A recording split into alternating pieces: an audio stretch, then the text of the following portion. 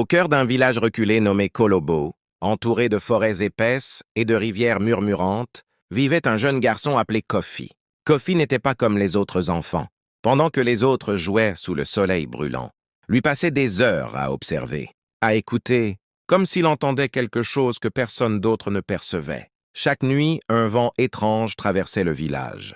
Les anciens disaient que c'était la voix des ancêtres. Mais une nuit, Kofi entendit clairement un appel. « Viens !» Son cœur battait fort. Ce n'était pas un rêve.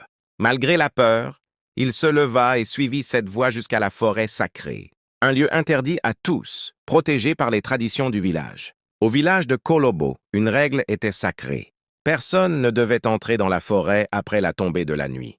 Car selon les anciens, un esprit ancien y vivait, un esprit capable de changer le destin de tout le village. Mais Kofi continua d'avancer. Plus il avançait, plus la forêt devenait silencieuse, plus sombre, plus lourde. Soudain, une lumière apparut. Devant lui se tenait une silhouette imposante, enveloppée d'une aura étrange. C'était Nzamba. Sa voix était calme, mais terrifiante. « Tu es venu !» Enfin, Kofi tremblait. « Pourquoi moi ?» demanda-t-il. L'esprit répondit « Parce que tu écoutes, là où les autres ignorent. » Nzamba révéla un secret oublié. Le village de Kolobo vivait depuis des années sous une protection invisible. Mais cette protection avait un prix. Un jour, quelqu'un devrait faire un choix. Sauver le village ou révéler la vérité et briser la paix.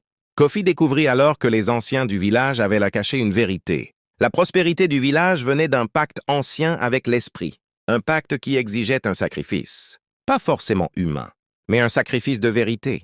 Le village vivait dans le mensonge. Au matin, Kofi rentra au village. Personne ne savait où il était allé. Mais quelque chose en lui avait changé. Ses yeux n'étaient plus ceux d'un enfant. Quelques jours plus tard, lors d'une grande réunion, Kofi prit la parole. Tout le monde fut choqué. Un enfant parlait devant les anciens, mais il raconta tout. Le silence envahit le village. Les anciens étaient furieux. Les villageois étaient divisés. Et cette nuit-là, le vent ne souffla plus. La rivière devint silencieuse. La protection avait disparu. Les jours furent difficiles, mais pour la première fois, le village vivait dans la vérité. Petit à petit, ils reconstruisirent leur vie. Sans pacte, sans peur.